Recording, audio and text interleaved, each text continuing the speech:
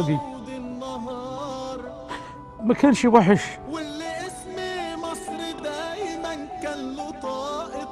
ما كانش مجرم يا مصريين. خدوا الكرسي وادينا عاوزين حسني. واللي فرحه فرحنا، اللي نهر النيل بيجري جوا دمه دمنا. عاوزينه، واحنا عياله، احنا اللي نحبه صح، نحبه مش رئيس، نحبه رمز عربي كبير. يعني 4 أيام احنا على الهواء سكتنا قوي، ما نبي نتكلم.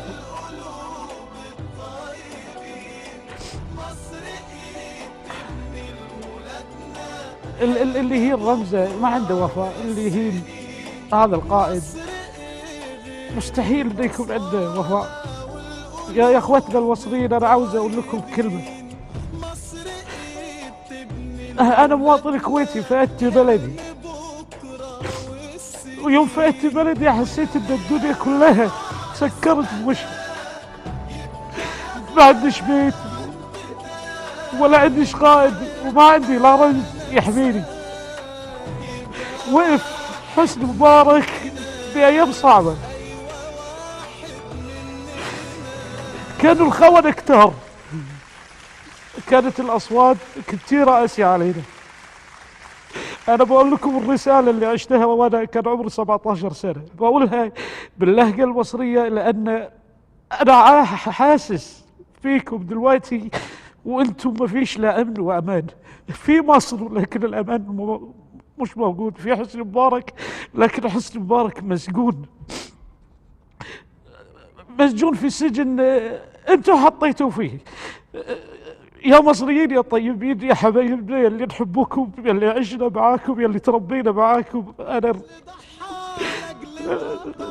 ليه الإهانة بالشكل الموحش ده؟ ليه الإهانة بالشكل؟ العيال مسجونين، الزوجة تنشتم، الرئيس والرمز يفاجأ إن سلفكم الكرسي وسجنتوه. كان يقدر يهرب، كان يقدر يطلع بكرامة. خذوا الكرسي وخذوا الحكم واديونا عسلي. عاوزين الراجل الكبير ده، الراجل الرمزي ده يعيش آخر أيامه بكرامة. حرام عليكم، والله العظيم حرام عليكم. ده انتم مش مصريين نعرفوا، المصريين طيبين، المصريين رحومين. رسالة بقولها كمواطن عربي خليجة لكل المصريين: الله يخليكم، الله يخليكم.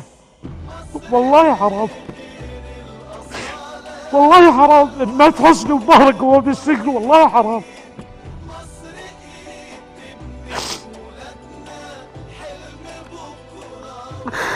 حسبي الله ونعم الوكيل. يا ابو علاء، والله نحبك رئيس، نحبك حاكم، نحبك مخلوع، نحبك متنحي.